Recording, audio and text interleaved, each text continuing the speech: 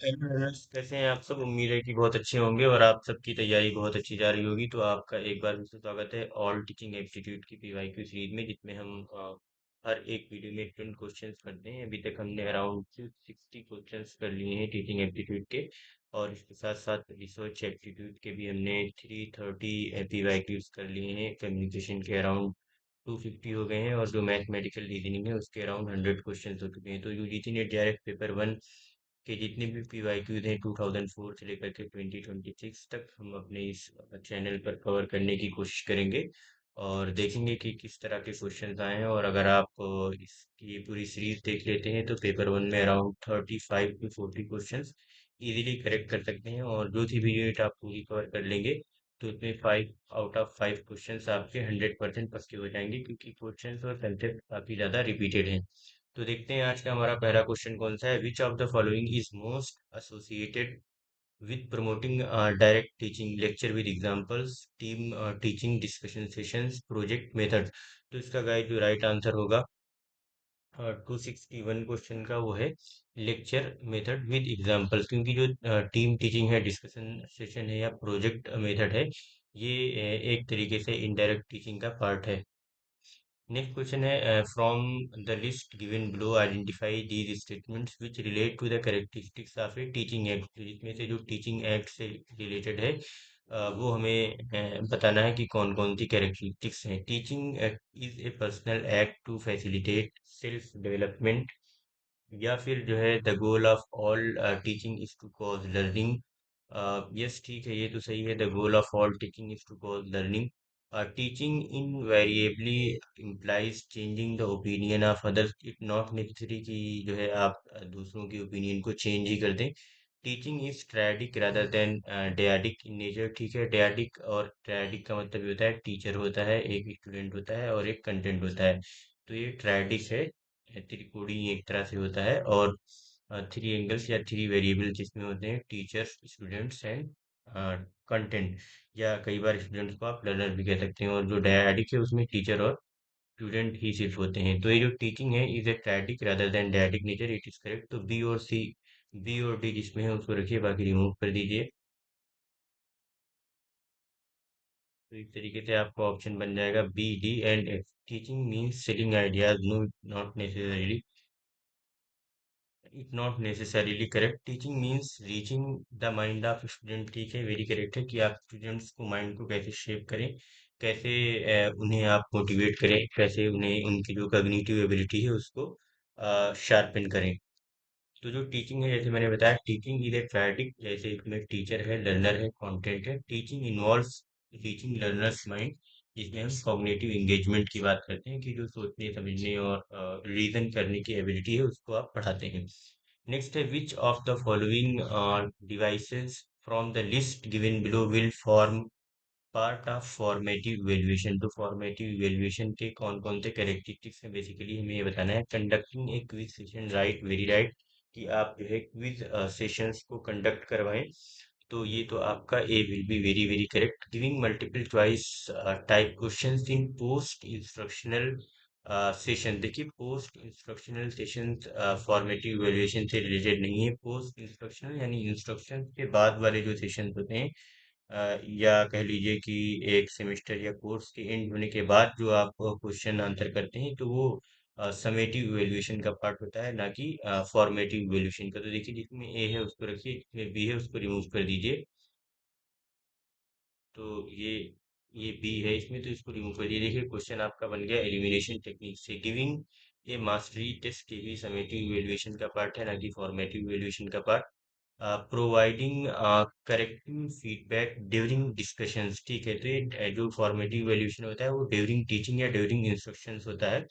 और encouraging opportunity in for Meta cognitive thinking. ठीक है, आप जो है अपॉर्चुनिटीज को जो है इंकरेज करें और जो अपॉर्चुनिटीज प्रोवाइड करें मेटा कग्निटिव थिंकिंग डेवलप करने के लिए।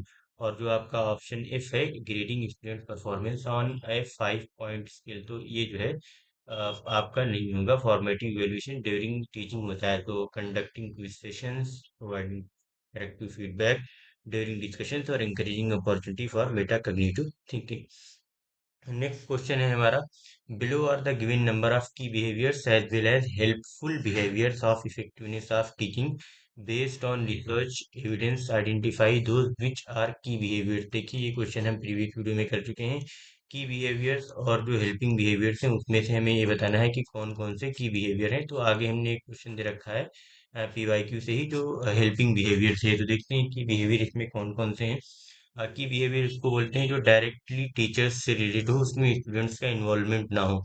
Structuring through structuring through comments by teacher in respect of what is to come. ये जरूरी नहीं है कि जो बच्चे हों उनके बेस पर आप जो है उसको डिजाइन करें कोर्स को। Questioning through content and process level questions,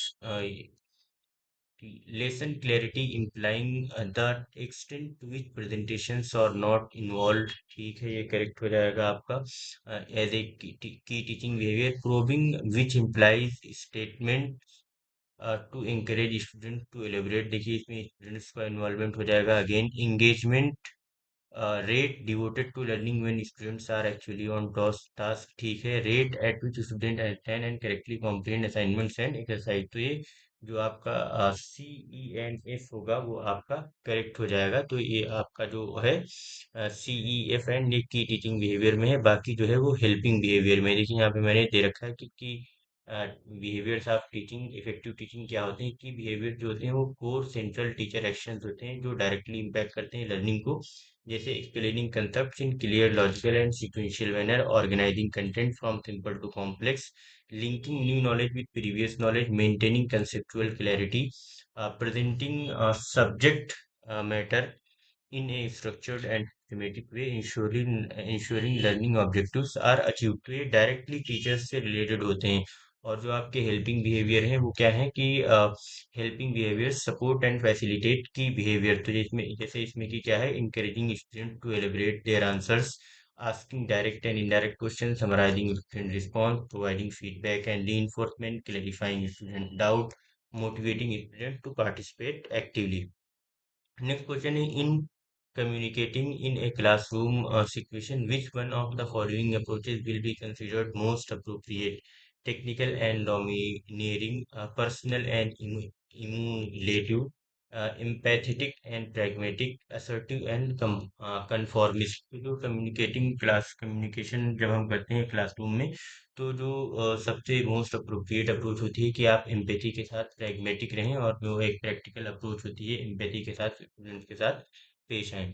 next question है, a teacher decide to form 6 group of students and assign a sub-theme to each group for discussion and reporting. Which kind of communication model will best describe his or her strategy in this regard?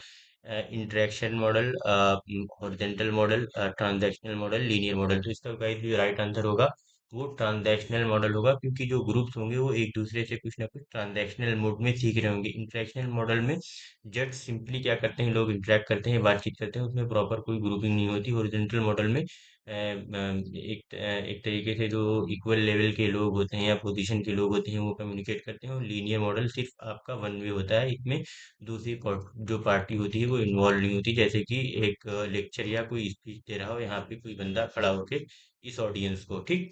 तो इसका जो transactional model है वो सही होगा।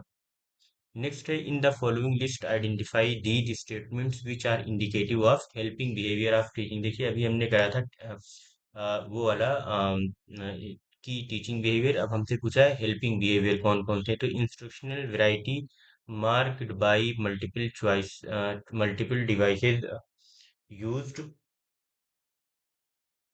Using the ideas of students while making presentations. Again देखिए students से related है, स्टूडेंट्स के आइडियाज को आप यूज करेंगे। तो जिसमें बी है उसको रखिए, बाकी आप सिंपली उसको रिमूव कर दीजिए। ए भी नहीं होगा आपका, तो ये बी भी इसमें है तो इसको रखिए। अ, जो ए नहीं है, student success rate as evident in correctly understanding the assignments. तो सॉरी, हाँ ठीक है, engagement in learning task, teacher affect as manifest in relations with students. ठीक है, कि स्टूडेंट्स के साथ का जो रिलेशन थे उसको टीचिंग और की इफेक्टिवनेस को बढ़ाए। Probing to add and seek classification of ideas, ठीक। तो आप जो है बच्चों को कहें कि आप जो है आप जो क्लासिफिकेशन ऑफ आइडियाज हैं तो उसको आप अलग अलग तरीके से एक्सप्लेन करें और उसको अच्छे से समझें। तो जो स्टूडेंट्स की हेल्प से जितने भी टीचिंग को इफेक्टिवनेस बनाने के लिए मेथड्स अपनाए जाते हैं वो आपके हेल्पिंग बिहेवियर में आ जाएंगे, ठीक। तो आपका जो राइट आंसर होगा वो होगा b, e and f, that is option a. Again यहाँ पे मैंने दे रखा है तो आप इसको पढ़ लेना अच्छे से। नेक्स्ट है आपका question, for promoting competence and excellence in through education, which of the needs of Maslow's hierarchy has to be addressed? Need for self-actualization, need for love and belongingness, need for self-esteem, need safety need। तो guys, इसका जो right answer होगा need for self actualisation होगा, ठीक है। तो इसमें जो है क्या करता है स्टूडेंट जो है जो अपनी कम्पिटेंसी है कम्पिटेंस है या एक्सेलेंस है उसको प्रमोट करता है। देखिए one two three four five, five जो है एक तरीके से हायरार्की है मैस्लो की, जिसमें सबसे पहली जो है वो फिजियोलॉजिकल नीड्स होती है जिसमें air, water, food, shelter, sleep, clothing और रिप्रोडक्शन आता है। फिर सेफ्टी नीड्स होती हैं जिसमें personal security, employment, resources, health और प्रॉपर्टी आती है। Love and belongingness third level है जिसमें friendship, intimacy, family, sense of connection ये है। और फोर्थ है स्टीम की, respect, self esteem, status, recognition, strength, freedom.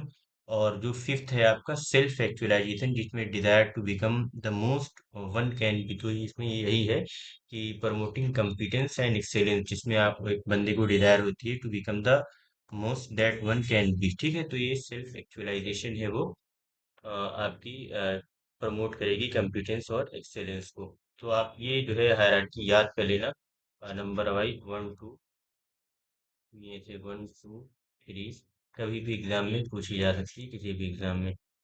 In the characteristics of an evaluation procedure, identify those which describes formative assessment। तो इसमें बताना है कौन सा formative assessment से related. evaluation is post instructional event, नो, ये समेटिव होता है। तो इसमें जो है आप जिसमें ए है उसको रिमूव कर दीजिए फट से।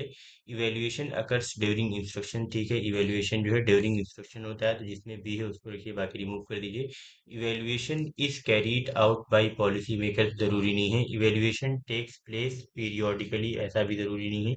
तो ये सारे सी और डी को आप रिमूव कर सकते हैं जिसमें सी और डी दिया हुआ है तो ये आपका बन जाएगा ऐसे ही कुछ। Option a, the aim of evaluation is to improve process of teaching, ठीक है। Evaluation is based on participation of students and teacher, ठीक है। ड्यूरिंग टीचिंग और लर्निंग प्रोसेस में ही आपका फॉर्मेटिव इवेल्युएशन या फॉर्मेटिव असेसमेंट किया जाता है जिससे स्टूडेंट्स को समझने में आसानी होती है। तो आपका option A will be the correct one.